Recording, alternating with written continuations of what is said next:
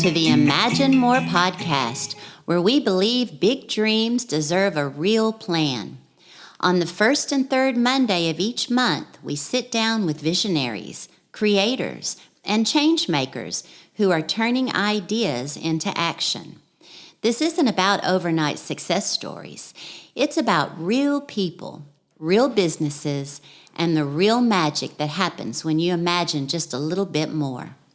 I'm your host, Rose Young, and today I'm excited to introduce someone who truly embodies that spirit, Wade Olsen. Welcome, Wade.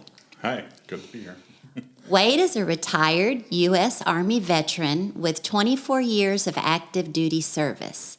He served in a variety of critical roles, including CBRN, Chemical, Biological, Radiological, Nuclear Specialist. That's a mouthful. Yeah, that's why they abbreviate it. That's right. Military and their acronyms, right? Yep. And then HUMINT, Human Intelligence Collector. They say HUMINT. HUMINT. Yep. Army Instructor, and Platoon Sergeant. He was deployed to Kuwait during the 9/11 attacks and later served in Iraq, gaining operational experience under some of the most intense and historically significant conditions. After retiring from the military, Wade transitioned into the field of human performance and now works as a strength and conditioning coach for the U.S. Army at Fort Bragg. Yep. It's Fort Bragg now again, right? It is now. Okay. He supports the 82nd Airborne Division as part of the Holistic Health and Fitness, H2F, initiative, applying advanced strength training, injury prevention, and rehabilitation strategies to enhance soldier readiness. Wade is also the founder and owner of Drone View Services, a professional drone operations company. He brings military precision, problem-solving skills, and a relentless drive to the commercial drone space with services like aerial photography, mapping, thermal imaging, structural inspections, 3D modeling, and search and rescue operations. Wow. At home, Wade is a proud husband, father of 5, and a grandfather of 2.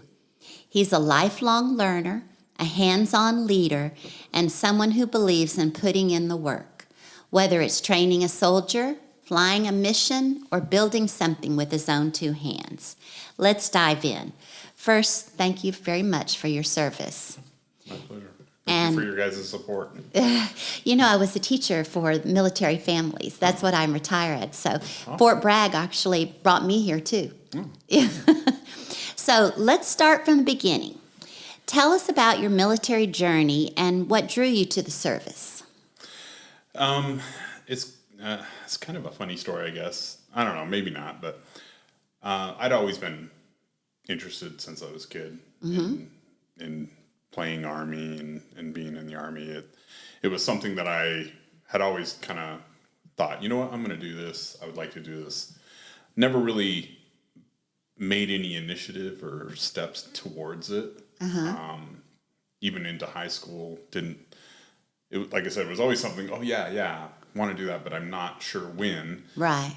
Or whatever. And what ended up happening is a friend of mine saw him at school on Monday, and he's like, hey, I joined the Army. Really? And I was like, what? I was like, what are you talking about? And he ended up telling me about it, and I was like, well, I want to go join. So I kind of just basically decided that it was something I'd always wanted to do. And yeah, definitely a patriotic type thing. There's actually at the time, there's not a lot of people in my family that were in the military. I had a grandfather who was, but outside of that, it wasn't a whole lot. And then I just said, you know what, let's do it. And I signed up, and the rest is history. And that's that. Yeah. It was kind of one of those things where I just was like, you know, it's something I've always wanted to do. And I actually initially signed up in the Army National Guard. Oh. So I wasn't expecting to do it as a full-time thing. Right. But I eventually transitioned over to that. So. What made you make the transition? I enjoyed it, and yeah. it was something that I felt like I could, find some purpose and drive. And yeah, it was definitely a big step. And at the time, I don't think I realized the step that I was taking. Right. But I'm glad I did it, definitely. So. I'm glad. So, did you know where you wanted to go in the Army? What did you want to do? Did you know any of that, or? No, actually, and those who listen to this and know, who've been through, they call it MEPS, which is the Military Entrance Processing Station. A lot of them will know kind of what they're going into. I was like I said, I joined up in the National Guard, and National Guard has a special forces unit. Like here on Bragg, the special operations community is huge, and I thought that would be cool. The intent was, hey, get me in, let me do this. And without going into a long story, there's certain steps on the National Guard side how they do things a little bit different. Plus, this is back in 1993. Okay. So things were done a little bit differently, and I joined thinking, I wanted to go special forces and things like that. Unfortunately, I wasn't able to do that for various reasons, and I wanted to do the next best thing, and being in that unit as a support element for the 19th Special Forces. CBRN which is chemical biological. They call it CBRN is the way they abbreviate it. Okay. CBRN at the time was probably the next best thing that I was eligible for, and so I started doing that, and I actually ended up really enjoying it. It's kind of a unique job in the Army. There's not a lot of people that do it. It's kind of one of those things that nobody really cares about it, right, until you really need it. Until you need it. Yeah. Fortunately, it hasn't been a huge need for it, but it's something that you learn a lot, and it has a lot of different variety of things that you have to be able to do in it, so I enjoyed it. Did you have to do a lot of training and studies and research? Research, not necessarily, because usually the Army kind of tells you what you need to know. Right. But there is a lot of stuff to know. I mean, everything from just simple stuff like, hey, how to decontaminate yourself and how do you decontaminate certain types of equipment. That's a big thing. I was part of a recon detachment for the chemical, and so we had to learn how to do recon type training and how to go out and find and determine what type of chemicals are being used. So you had to be able to do stuff like that. One of the things that I always found interesting was you had to learn how to do, like, they call them downwind hazard predictions. So like there was a chemical attack in a particular location, you had to figure out, like, okay, what direction is it going to go, and how far can it go, and how persistent is it going to be, and things like that. So it was fascinating to kind of learn that stuff. Right. Science, huh? Yeah, in a way, kind of science. It used you had to use some math and some geometry, and then had to know a lot of stuff like, oh, this particular chemical can, stay out in the open in the air for this amount of time, and it can travel this far. So it was interesting in that respect too. So. Well, something that we're glad that we have people that can do that kind of thing. So what are some of the most pivotal or defining moments for you during those 24 years? Ooh, there's probably tons of things I can think of. Honestly, probably one of the ones, and you kind of mentioned it in the bio, is when I was in Iraq. I went to Iraq as just part of a regular operational rotation. It wasn't 9/11 hadn't happened. We showed up in August of 2011. No kidding. Yeah, and I was the chemical guy for a aviation battalion that had Apaches and Blackhawks, and so I didn't even really do a lot of chemical stuff at the time because there wasn't at the time a huge need, like I said. Right. And so they usually just had me work in the operations with the people who managed the pilots, and I just did certain things that they needed done.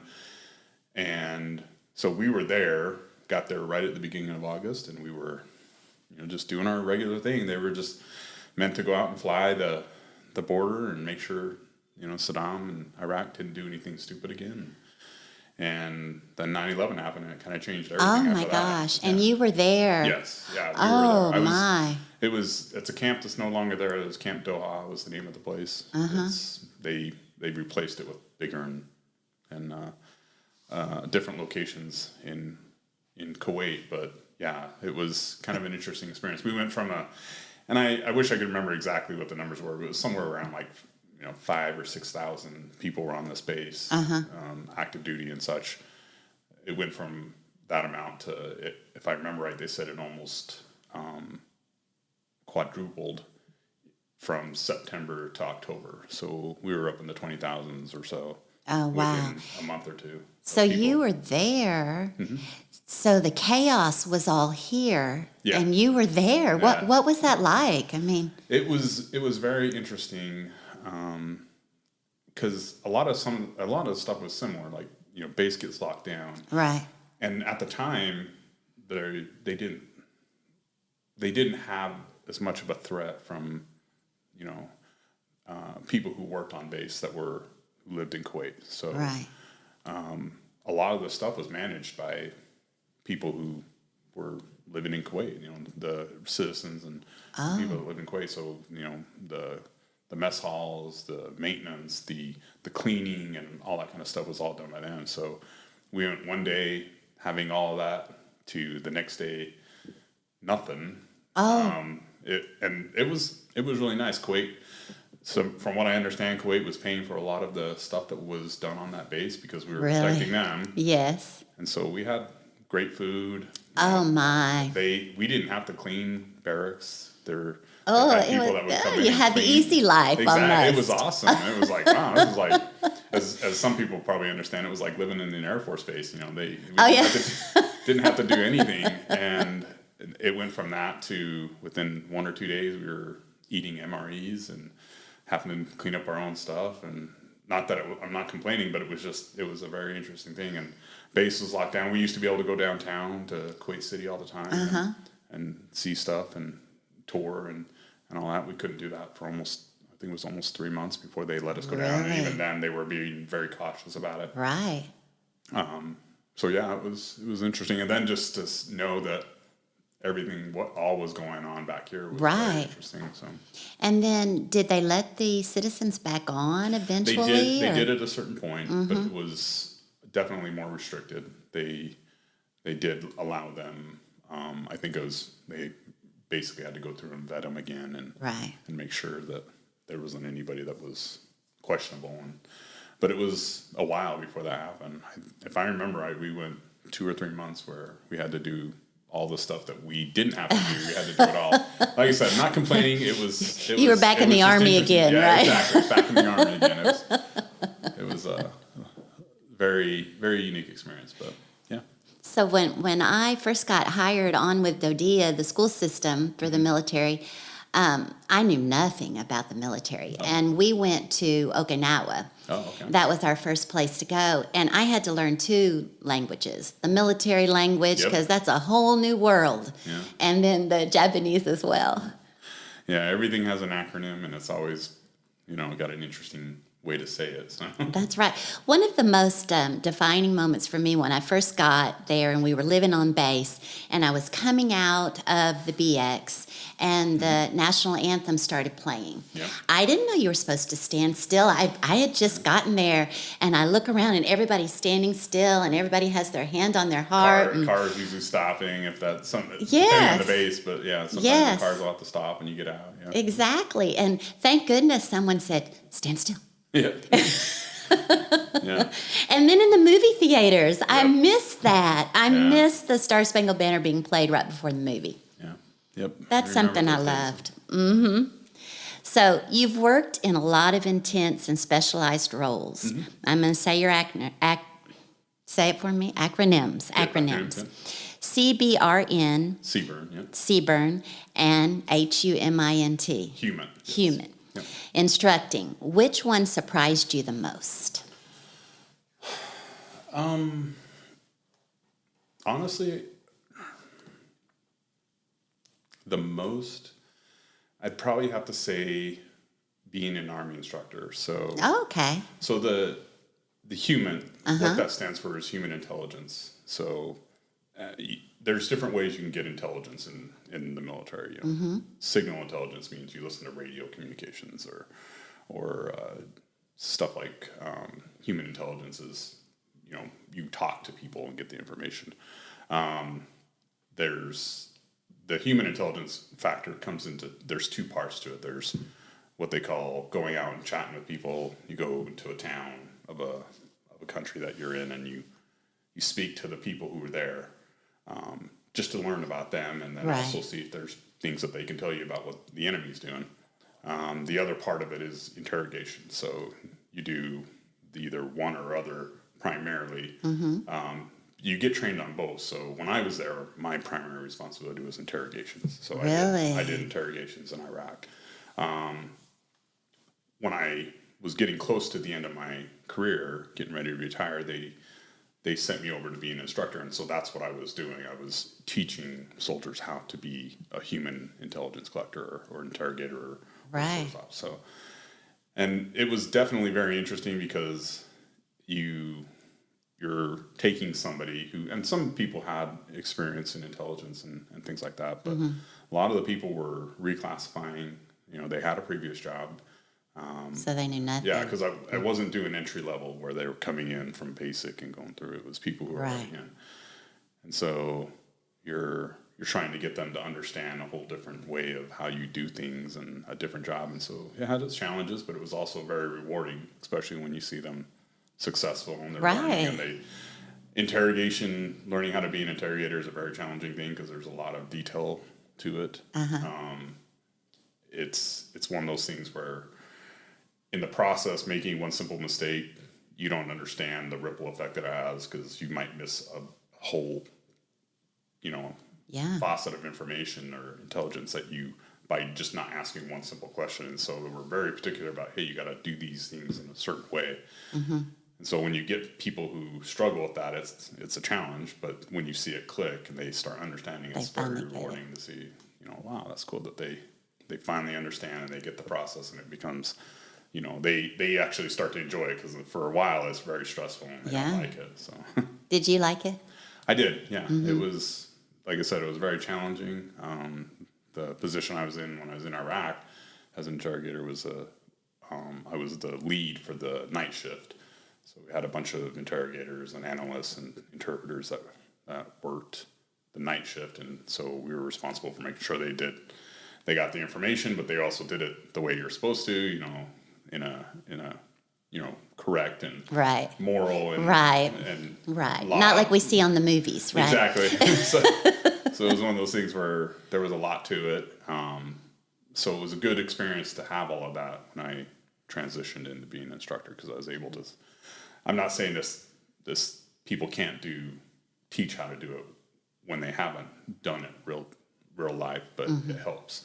And interrogation is one of those things where a lot of times they talk about how, hey, you're in the Army, you learn something and you can use it in the real world. Right. Outside, interrogation is not something you can really go No, out not and do really, is it? Unless you go into like another, 3-letter agency or maybe police officer or something like that. So it's very niched. If you learn it, it's great. You get some good skills, but it's not got a lot of practical application outside of the Army. So can you tell if we're lying? I wouldn't say that I could just tell, but there are things that you get to learn, reading body language and how people answer questions. That helps. But yeah, it's teach us a trick.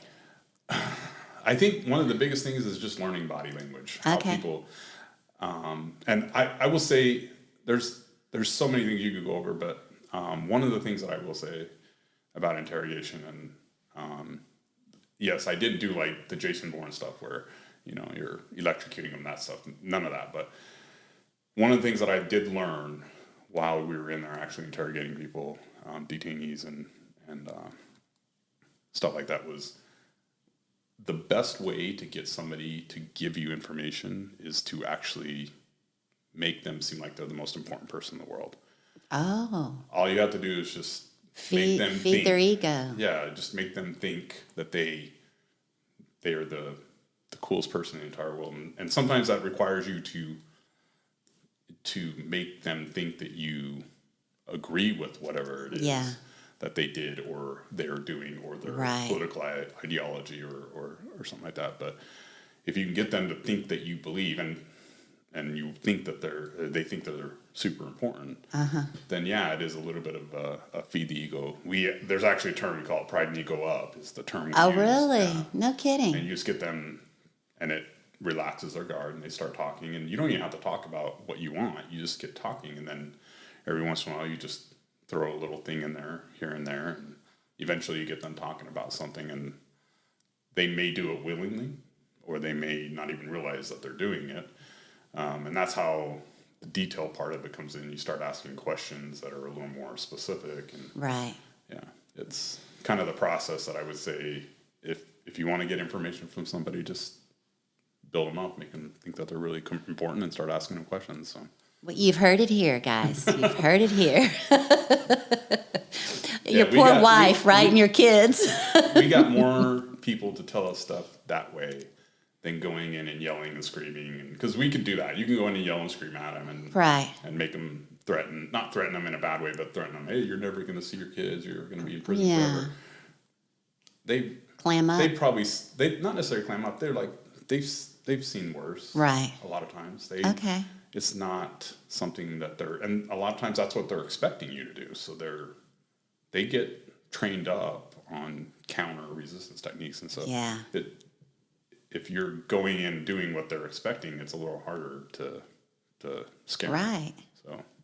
Yeah. Okay, so when your kids were growing up, did you use any of your... Oh, yeah.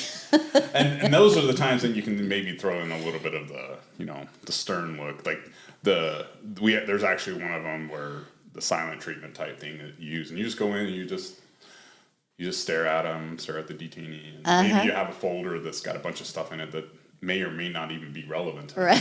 Just flipping through it, you look up at them a couple times, you walk in and out of the room a few times, and you just get them thinking like, what is going on? Right. That's the kind of stuff you could use on a kid that I think could. And before long, they're singing. Yeah.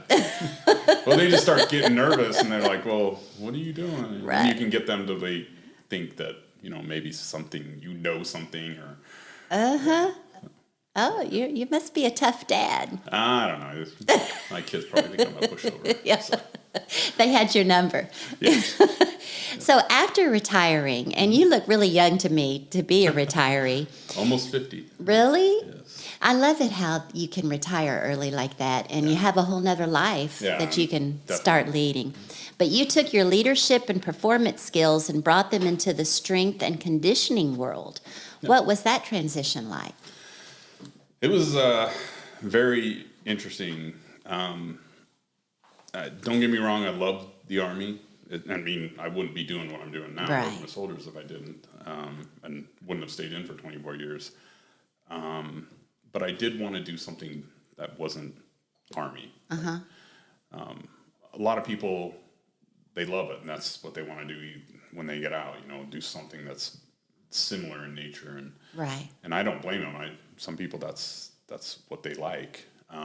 I just definitely wanted to do something else. And throughout my time in the Army, fitness was something that I enjoyed. Uh-huh.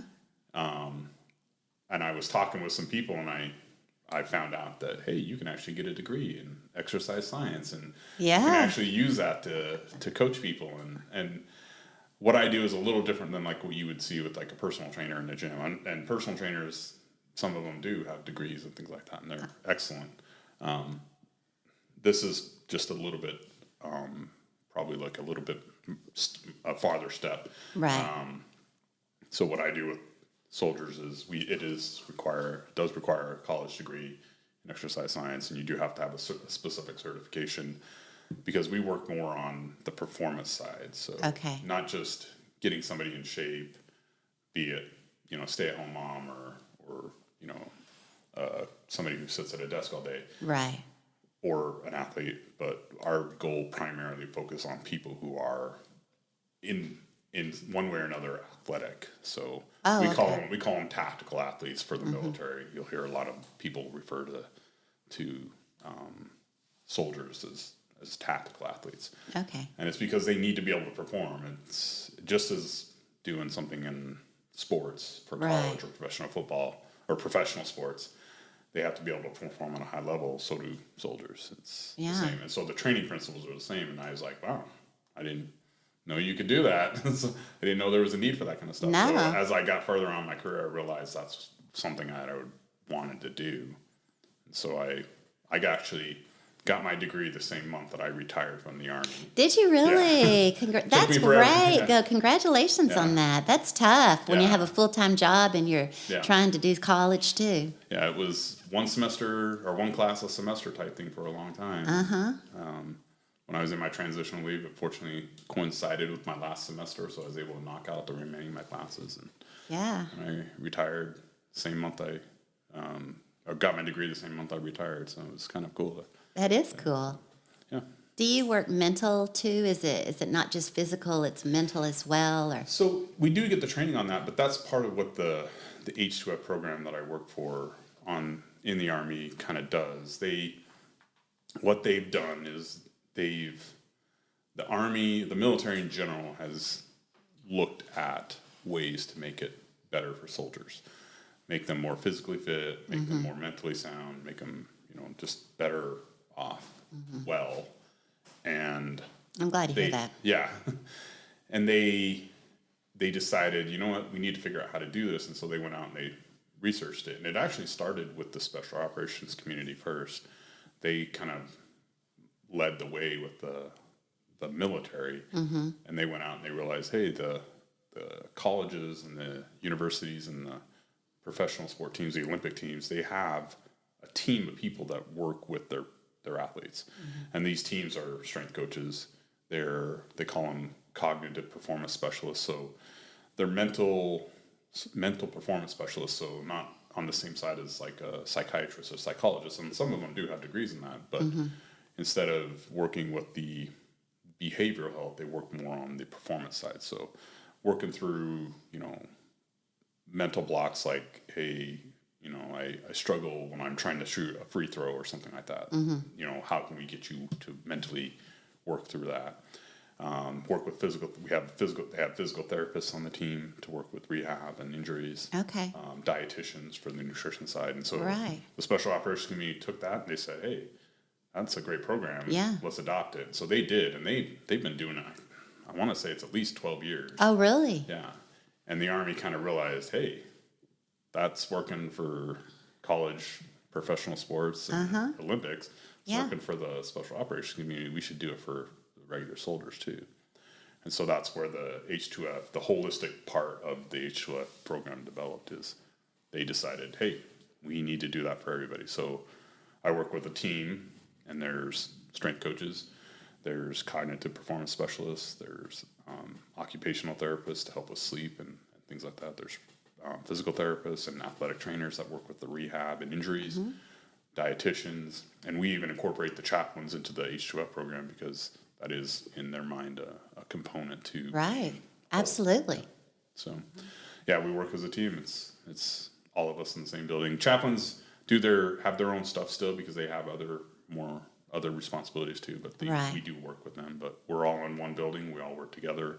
Okay. We send soldiers to each other, and the term they use is interdisciplinary. So we work together to help make the soldiers better. So now, are these soldiers right out of basic training or everything? Everything. It could be the soldier that's right out of basic training, and they have them for the basic training units too.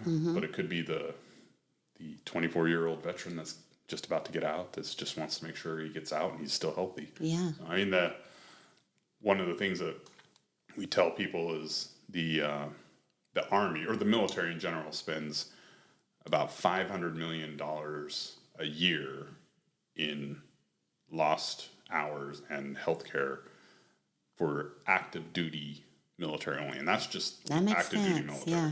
That's not the reservists. That's not the National Guard. That's Wow. not the veterans who are getting VA services because of health issues and Right. injuries and medical problems. And so you start incorporating all that, and it's astronomical in the cost. So the goal is to make the soldiers healthier while they're in, so that when they get out, they're not as broken as a lot of us have when we got out. So Yeah.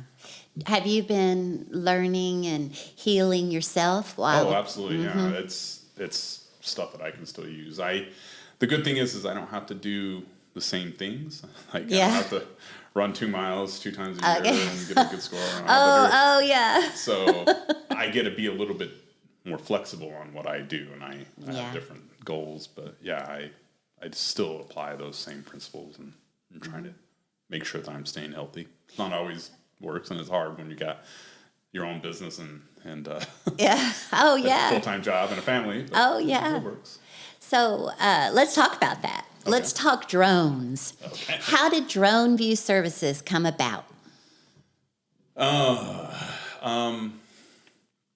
So my actual business is probably it's kind of an interesting story. Okay. I've been doing drones for a while, probably at least 5 years, and I'm not even For somebody who's- fun or for business? just for fun. Okay. For over 5 years, and it's something that I just enjoyed doing, and I never really thought much of it when I first started doing it. It was just something that this is cool. I didn't even know. I knew there were like certain laws and rules and things like that, but I didn't realize there were so many. And so I kind of just did it as a, hey, take it up and fly it around, check out some views, take some pictures, teach my kids how to do it, that kind of stuff. I still did it, and I was just kind of dabbling in it, and I knew I wanted to. I was at one point going to want to leave what I'm doing now. I love it, I enjoy it, but I did want to move on to something and be, whether it be my own boss or just be Right. You're an doing something. entrepreneur. Yeah, and being 65 years old and a strength coach is possible, but maybe not something I wanted to do. But what ended up happening was I had a brother-in-law who was a police officer in Washington, and unfortunately he was actually shot in the arm during a traffic stop. Oh, no. And he's doing a lot better and stuff like that. But when he was in his recovery, the police department that he worked for was like, hey, do you want to fly some drones so you can be doing something while you're in your recovery? Oh, really? And he was like, yeah, sure. And so we got talking, and he actually was the one that said, yeah, I'm thinking about doing it as a business. And I was like, wait, a business?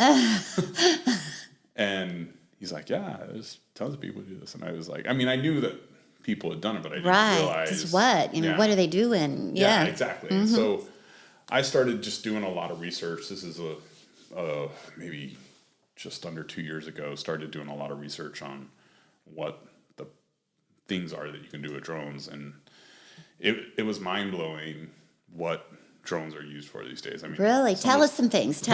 Well, I mean, you listed some of them, but I mean, what most people think of when you see drones is going up and taking pictures. You see a lot of the, like social media videos, or marketing videos of really good, views and scenery and landscapes and stuff like that. And that's just one thing. There's the whole creative side, which I like to refer to as like the creative side. So that kind of stuff, or marketing, or real estate agents who use it for taking pictures of their house so they can post it on on their website for selling houses, all that kind of stuff, weddings and things like that. And that's probably a small part of what you can do with drones. There's actually the whole industrial side or commercial side of that you got everything from 3D modeling is one of the things that I've been helping. 3D modeling. Tell me about that. So what you can do with a drone is, if you have a really nice drone, we're talking drones that are like thousands of dollars. They have really nice cameras on them, and you can go up, and I'll give you an example of a cell phone tower. Okay. This is something that I've been doing recently. You go up and you take a picture, and you basically do an orbit around the cell phone tower, and you go down certain increments down the entire tower. And they will take those pictures, and by the time you get done, you probably have anywhere from 800 to 1,200 photos. Oh, wow. Of the cell phone tower. Yeah.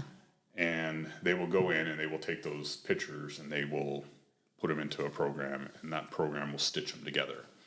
And then they'll take those pictures and they will put it into a computer program that's similar to, like, they call them CAD systems or an AutoCAD. Right. And it will render it into a 3D model. And no kidding. yeah. And the cameras on these drones are so good that we're taking those pictures at about 25 feet away. They can see hairline fractures and cracks inside on some of these. Oh, and that's the purpose is to, okay. It does an inspection. The reason they would do that is these towers can be anywhere from 200, 300 foot tall. Yeah. It's better to send up a drone, do all that, than send somebody else. Right. And with our eyes, we might miss a tiny little crack where if the drone, you can blow it up and see, right? Yeah. Mm-hmm. And so they'll do that. And then if they see something, they send somebody up to fix it. And they don't have to send somebody up there just to do the inspection. And that's just one thing. They can do like Google Earth, the stuff you see on Google Earth. Yeah. You can send up a drone to take a bunch of pictures similar to that. It'll stitch them together, and you can see, the rocks inside of a road. And the drone is 250 feet up in the air. Oh my goodness! You can see the detail of the rocks. And so, what will happen with that is you could do that, and I can't do this because I don't have the level of certification where you can go in and do it as a survey level. I can do that and I can give it to people, but it's more of like, hey, this is just a cool picture that you can use to reference like something. Right. But surveyor could take that same concept. They'll have precisioned GPS systems set up, and you can take that same rendering of these pictures together and measure plot areas and determine the volume of dirt in a particular area. Oh my gosh. Yeah, and I'll give you an example of this. I have a brother-in-law who does a lot of projects. He's a project manager for a construction company, and he said they were working with a company that came in and estimated there was a certain amount of dirt in this particular area, and my brother-in-law was like, I think it's a little over the top. Well, actually, I don't know if this is my brother-in-law. It might not have been my brother-in-law. But it was. I want to say it was. Okay. Forgive me if it wasn't you, Adam. I thought it was, but they figured that the estimate was over because what they were trying to do is get the dirt out of there. Uh-huh. And every truckload costs money. Right. So they had a guy come in with a drone, take the pictures, and they estimated the amount of dirt, and it was significantly less than what oh my goodness, the company did. And when it was all was said and done, that it was closer to what the drone estimated. And so just saved stuff like a bunch that, of money using the drone. Yeah. Mm-hmm. Search and rescue is a big one. Okay, search and I've rescue. helped a couple of search and rescue, like for individuals. I've been doing some pet stuff too, but one of the drones I have is a thermal drone, and it will help with that type of stuff because when you're up in the air, you're trying to find somebody who can under trees and stuff like that. It can be kind of hard. So being able to find a heat signature is a lot easier, and so it can help with that kind of stuff. There's lots of people or lots of situations where search and rescue, public safety people have gone out, looked and flown a helicopter over a particular area and didn't see it. Right. They send up the drone that has a thermal camera in it and flew over the exact same thing, and they could see the person because of the thermal imaging. So, I mean, I could probably go on, but those are some of the... I don't know. I love hearing it. Go on. Tell us about the search and rescue. Where are people getting lost where they need someone like you to come in? You name it. They use them primarily in open areas where it's a little harder to search. You could use it in like a city or a more urban area, but it's a little more challenging than that because there's other people, there's other things. But right. Somebody is lost in a wooded area. The wooded area could be a little challenging sometimes if the leaves are really thick, but you could still see something. You can see something moving. Right. I was helping with a pet search just a couple of weeks ago, and the area was covered. And the family was out looking for the pet too. Right. And I could see everybody moving around, even though the tree cover was really thick. And so that's something that you could use. Where did they find them? They did. They actually did. I didn't actually find the dog, but they did find the dog. Good. I think it actually just came home, but it had been gone for a long time. So, but yeah, it's one of those things where it's a tool. It's not gonna fix it every time. It's not gonna be the answer every single time, but it is a tool that can be used. I've been working with the public safety, primarily the fire departments in Moore County, Cypress, and was it Pinehurst? Might have been Pinehurst. I can't remember now. But they've had those wildfires. There was the big one that was out there. Right. Oh, right. They were trying to get in either a plane or a helicopter to scout, to fly above to figure out where the fire was. Yeah. And they couldn't. They didn't have anybody that was available. Since I'm working with Billy with More Breaking News, we were out there to hurry and get some pictures. I was making sure I got some pictures before anything got closed off airspace wise. And they were like, yeah, you can go ahead and do that. And just as I was getting ready to leave, Billy calls me up and he's like, hey, they need a drone. Are you still there? And I was like, yeah. And so I was able to fly my drone up with Oh, the how fire rewarding. department. Yeah. And I was able to give them the information. I ended up staying till like almost 2:00 in the morning to make sure they were aware of all the areas that needed to be covered. And ideally, it was nice because I had my thermal drone at the time too, and so I was able to use them. They used both the visual side, just the regular camera, but also the thermal camera to be able to determine where the fire was based on the, because in the daytime, you got a lot of smoke. Yeah. Sometimes you can't see exactly where the fire is, and so it was nice to be able to switch over to thermal so they could see that. But then in the night, it's a little bit easier because the flames are more visible, so you could use the regular visual then. But yeah, it was kind of cool to just be able to. That is help really them out. cool. That is really cool. So, how many drones do you have? I have 3. You have 3. What are your drones that they do? So I do have a thermal drone. That's the one I've talked about a couple times. I have another one that's kind of more for like media content. Has a really good camera and it does certain things that I can make it programmed to do by itself. And then I have a one that's called an FPV drone, and FPV stands for first person view.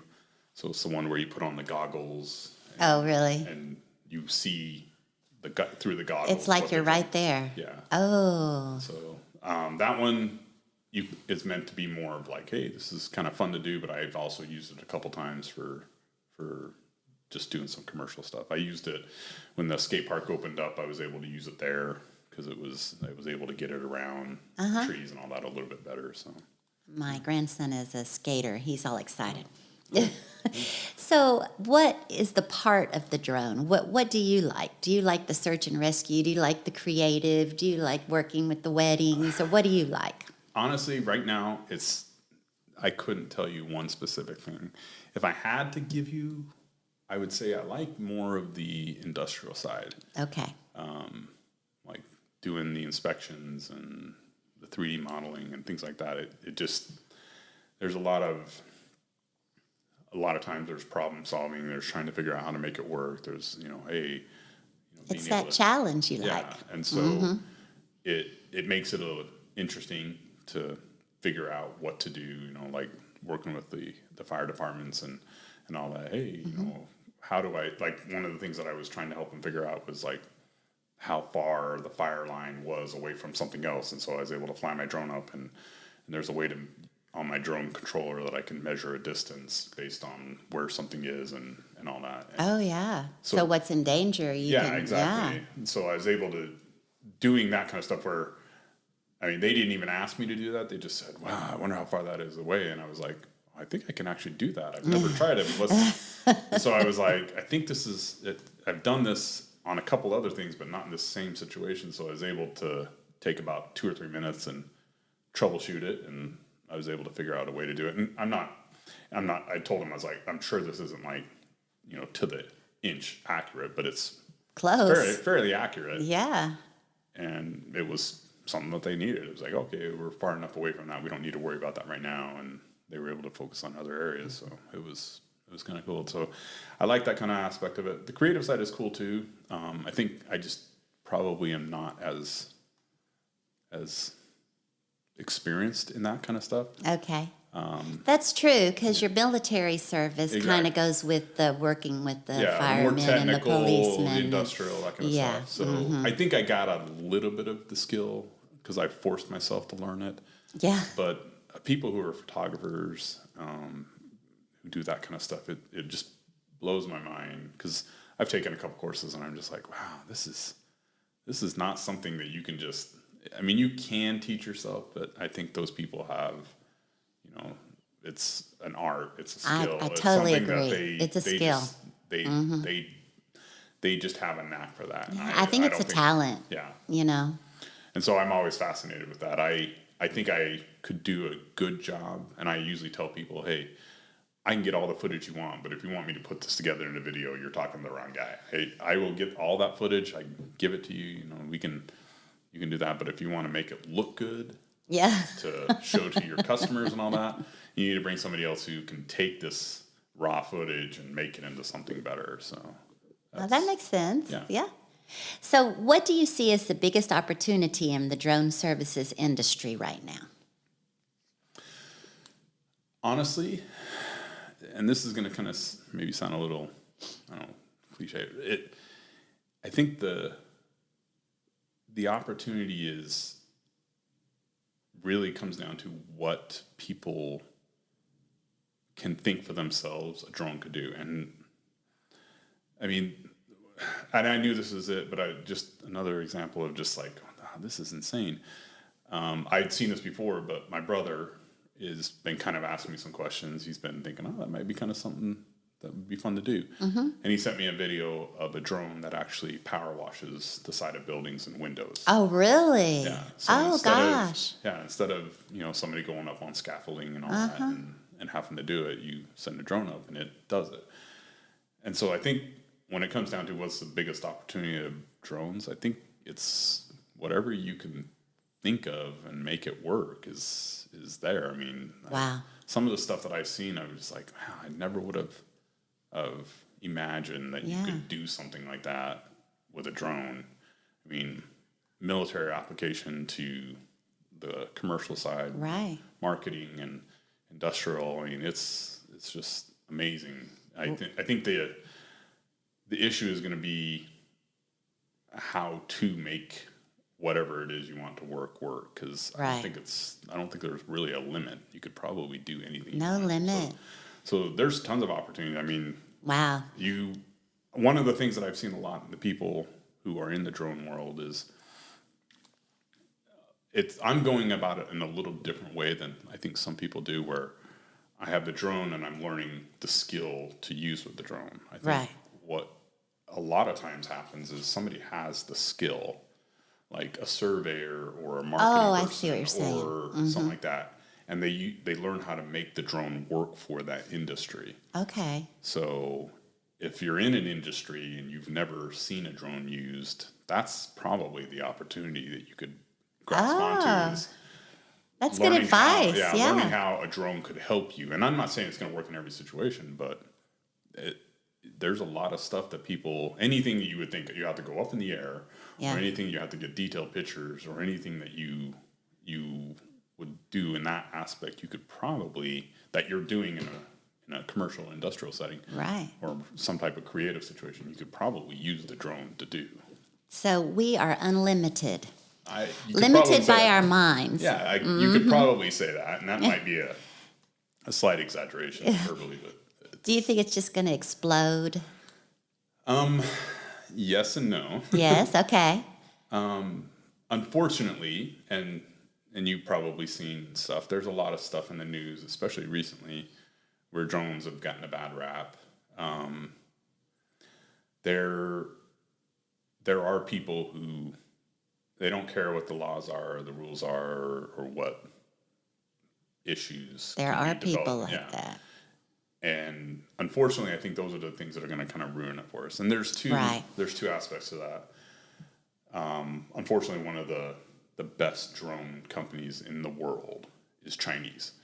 Oh. And DJI is a great brand. They make the best drones, and anybody who says otherwise, they'd have a hard time backing that up. I'm not saying there's not other good drones out there, but DJI makes the best. And unfortunately, there's a lot of issues right now. Stuff. With between contentions and Yes. and stuff with U.S. and China, and it has created a strain on the industry. An example is there's senators and representatives who want to prevent DJI from being able to be used. And Even be used. Even be used. Oh my goodness. And I'll give you an example. There was a study that was done by some drone advocates, and they estimate 75% of public safety. This is police officers, firefighters, EMS, search and rescue, all that kind of stuff. 75% of them would lose their drone capability completely if DJI drones were banned. 75%. Because of how effective their drones are. And yes, there could be issues with them. I'm not saying there is or there isn't. The issues that these senators, representatives, and some people have is they could be used for spying, they could be used for data collection. And things like that. It is true. So could a lot of the other stuff that we have in our pockets, cell phones and things like that. I'm not saying that's justification to allow us to keep using drones, but just to say you can't use them, I think is not. That's not the answer. Yeah, and that's just the public safety. That's not counting what I do. Even if you take out the public safety stuff that I have done, which is very little, really, most of my stuff is industrial, commercial stuff. And if you took away all my drones are DJI, I wouldn't be able to do this. And so it's got that issue, but I could see drones exploding and being used, and I would love to see an American company come out and make drones as good as DJI. It would be awesome. I mean, I'd buy it in a heartbeat, even if I had to pay more money. But unfortunately, there's only one company that is close, and they don't make commercial drones. They don't make a drone that somebody can go out and buy like me. Their drones are meant for like government agencies. Oh, really? Like so it's really, you pay tens of thousands of dollars for their drones rather than hundreds or there's just no way. Yeah. So it's challenging in that aspect. I'm not, like I said, I'm not saying senators, representatives are wrong, but I think it might be a little rash to just say across the board can't. Maybe let's keep an open mind. Yeah. There's got to be another way to work on it. And I'm sure there is. And this is affecting everybody. Tariffs and things like that have already started impacting, our community, because we don't just have drones that are made in China, but there are drones that are made in other countries too. Right. And they're all being impacted, and So I was just about to ask you, what are some challenges you're facing running a business? So it sounds like this might be a challenge. That could be. Another drone that I would like to get is a fairly expensive drone because it does different things, and that would be a big challenge. Other challenges is I'm working full time and I have a family, and it's very demanding. And your own business, full-time career, full-time family. Yeah. Do you do everything? Do you do the books? And you do. Yeah, you're taking care of it all. Yeah. One-man show. Yeah. Right now, I like it that way. Yeah. I'm sure it won't stay that way, but I like the fact that granted, I'm not making my own hours because I still have a full-time job, but I am able to do what I want with it. I can take on a job if I want, or I cannot. That is nice. Yes. Yeah. So where do you see yourself in 3 years? If things keep on going the way they're going and we're not worried about the tariffs or anything, where do you see yourself? Let's just say hypothetically, if my drone business were to start doing extremely well, that would be my full-time job. Yes. Like I said, I love what I'm doing now with the Army, but I would like to be my own boss. Right. I would like to be able to provide a service for people that helps them do what they want to do. Okay. I think that's what I've really enjoyed about the stuff that I have done is, in one way or another, I'm helping somebody else do something that they needed. Right. And whether it's helping them figure it out or me just saying, no, this is going to be a way for you to do it, it's cool. It's very awesome and rewarding to be able to say, no, hey, I helped with that. One of the things that I really enjoyed with working with Billy in More Breaking News is every once in a while, some of my drone videos have showed up on WRAL News. Oh, yeah, there you go. Look at you. Pause the TV, tell my family to come in and watch. Hey, it's me. So it's been kind of cool to work with him Yeah. and that He kind of speaks stuff. very highly of you. Oh, I love it.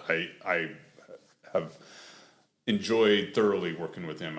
He and I seem to have a very great relationship in how we work with each other and Nice. help each other. So that's one of the things I guess I was talking about.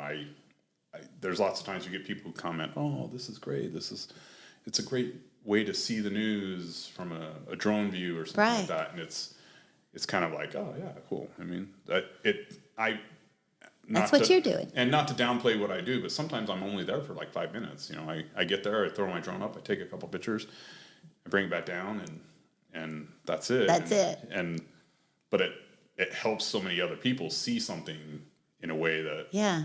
I love they that. probably wouldn't have.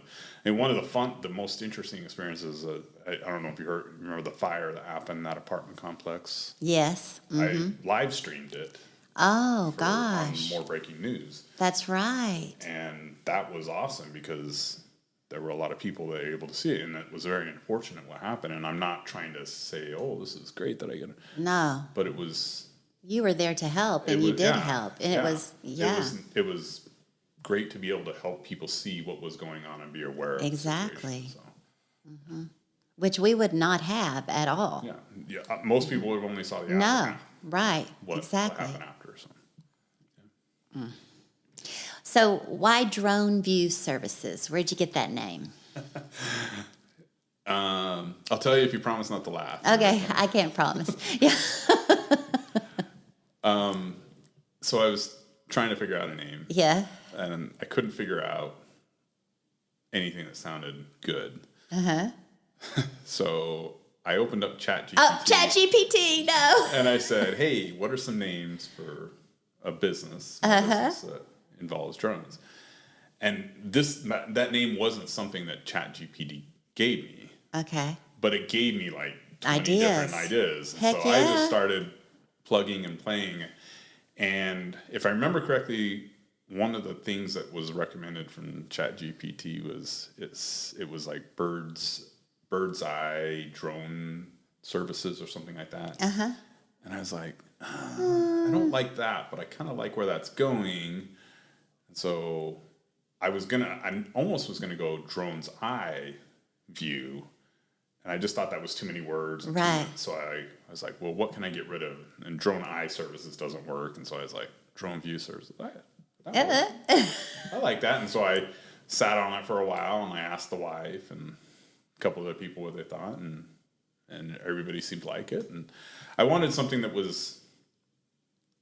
I'm not saying companies have bad names, but there are some names that you're kind of just like, wow, where'd you come up with that? Exactly. Or how do you say that? Yeah, but I didn't, and sometimes you have companies that have a name that you're like, I don't know what you do, so I wanted to make sure I had a name that let people know what I do, but not a name that was like, that's really weird.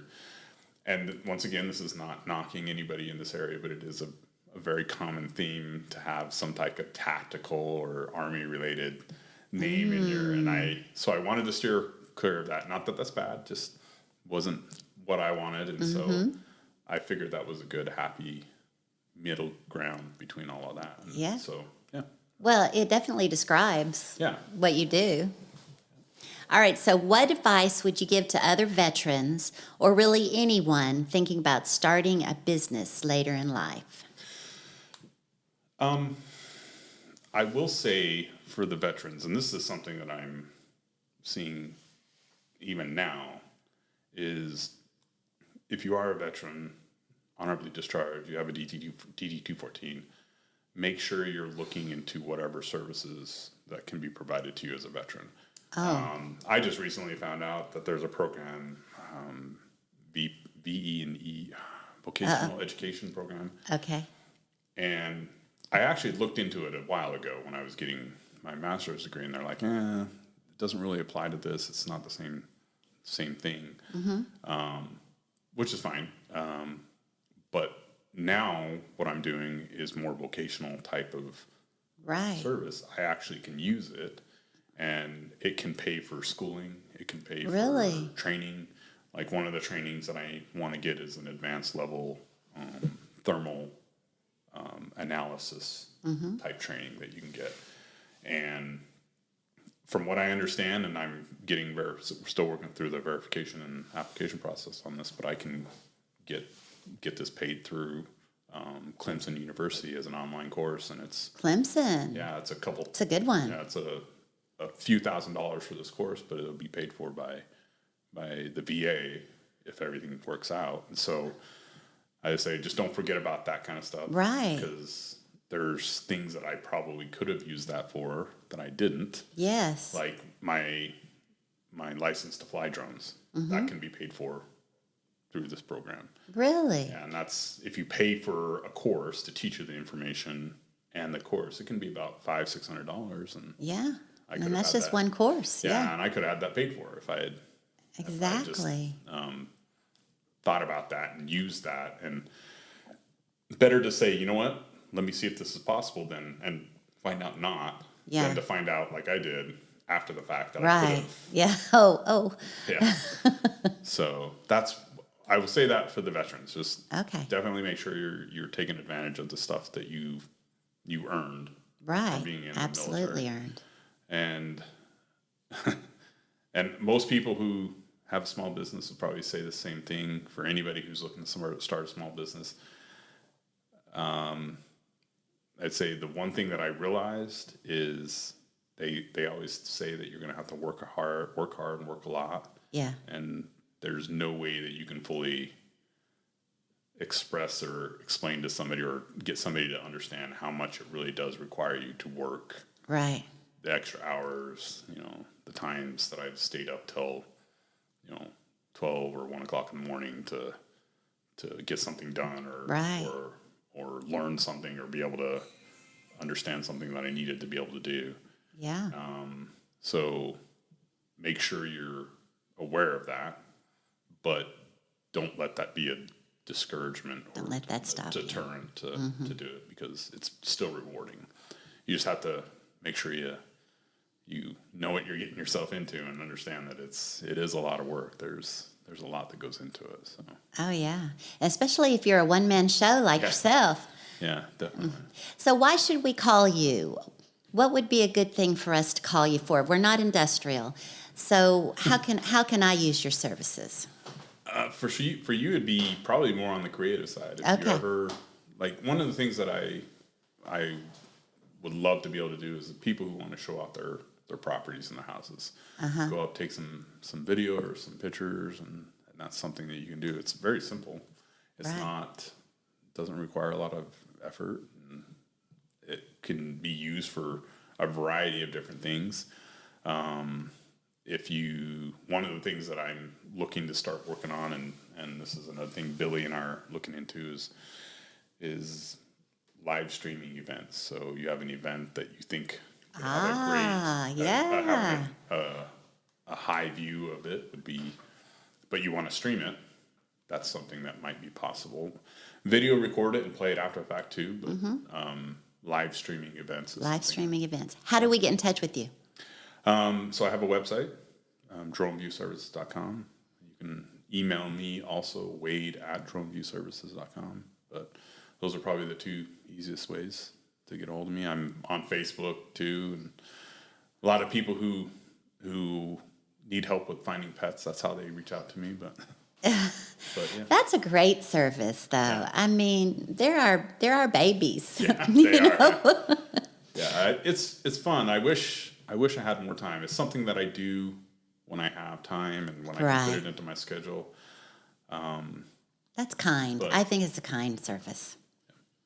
Yeah. All right, quick fire round. Ready? Let me ask, do you want explanations or you just want me to answer and go? Answer and go. Oh, yeah.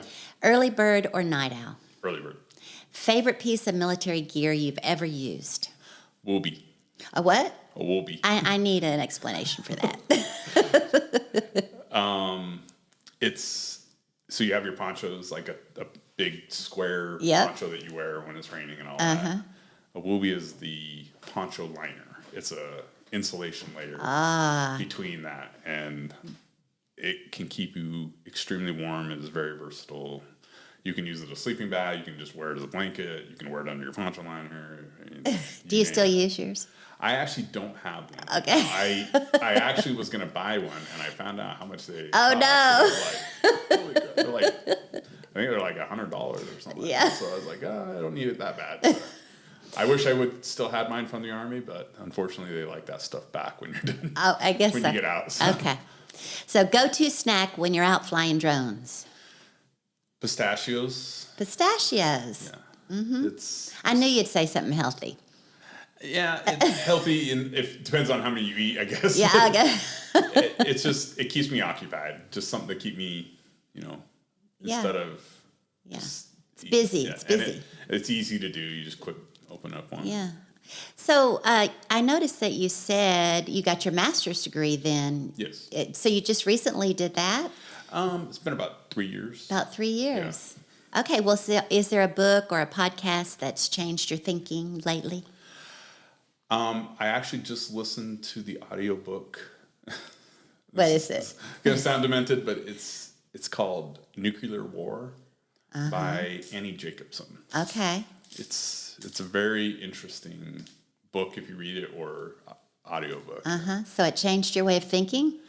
Yes. Yes. Yeah, if you want, I'll explain. But Do. Okay. I can't go without the explanation. So she's a great author. She does a lot of, I don't want to call them like exposés, but she did like one of the most popular books on what really happened at Area 51 and things like that. Yeah. And what she did is she did a bunch of research, talked to a bunch of people, like former secretaries of defense and CIA directors and things like that on what happens during a nuclear war. Like right. If like one country attacked another country, or a country attacked the U.S., and the effects and what the process is. And what she did, which is what was interesting, is she took the first 72 minutes and broke it up into the 24-minute increments of like from the moment country, and she uses North Korea in the book, launches a missile at the U.S., what happens right step by step. Oh, that's crazy. From us retaliating, how we retaliate, what happens, and it's very surprising. And I think the thing that was so surprising, you see a lot of movies and things like that, what happens, and right, and some stuff is close, but you learn a lot more about what really can and can't be done. And I was blown away. Like, one of the things that she talks about the most, and she says this in some of her podcasts, so I don't feel like I'm giving anything away, but the President of the United States has sole authority. He doesn't have to ask permission to launch a nuke. Oh. And when you find out that, you're just kind of like, wow. Wow. Kind of gives you a new perspective on who's elected president. Cause, doesn't it? I'm sure if, our president, whoever it may be, were to launch a nuke at Canada, there would be accountability. Somebody would probably try and stop him. But technically speaking, he can launch a nuke however he wants, whenever he wants. It's not there's no approval process. It's like nothing. Hey, you say it, we do it type thing. So it's kind of an interesting thing. That is. And she goes into a lot of stuff from what happens at the point of explosion, the people who get hit, to the what the people in power do and have to do, and how it all goes about. It's pretty interesting. So. And that's your thing, though, the chemical. That's your in training. A way, I think that might have been why I was drawn to it in a way. Yeah. But it still blew you away. She didn't focus a lot on that. It was more about just how strategically things happen. Yeah. Oh, well, you've piqued my interest. Yeah, it was good. So what's your why that keeps you going every day?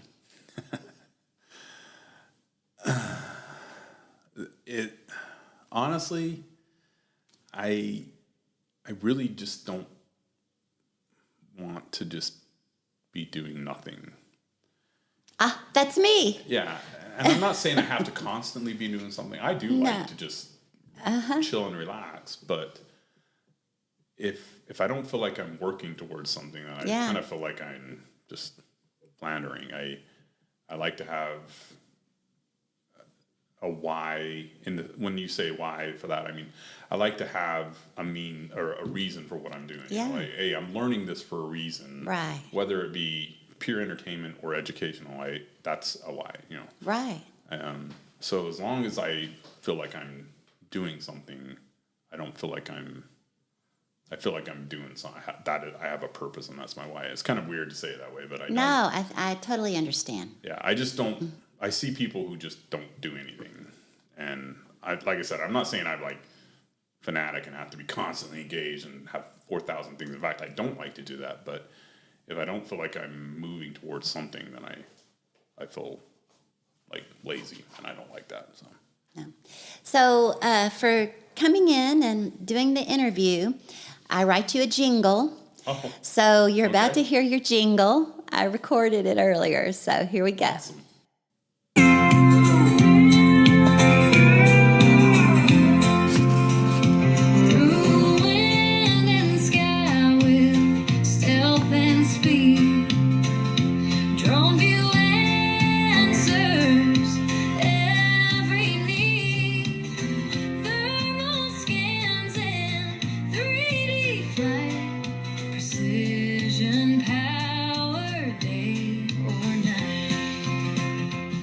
I like it. That's awesome.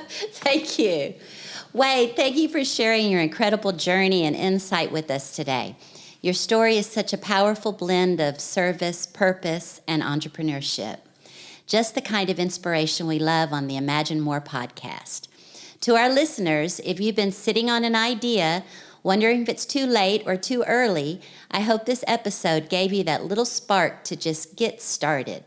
Big dreams deserve real plans and real actions. And share, review, and subscribe to our podcast because we are going to keep sharing amazing movers and shakers right here in Moore County. Check out Wade's business at www.droneviewservices.com or reach out to him directly at wade@droneviewservices.com. And as always, keep imagining more because your next move might just be your best one yet. See you next time.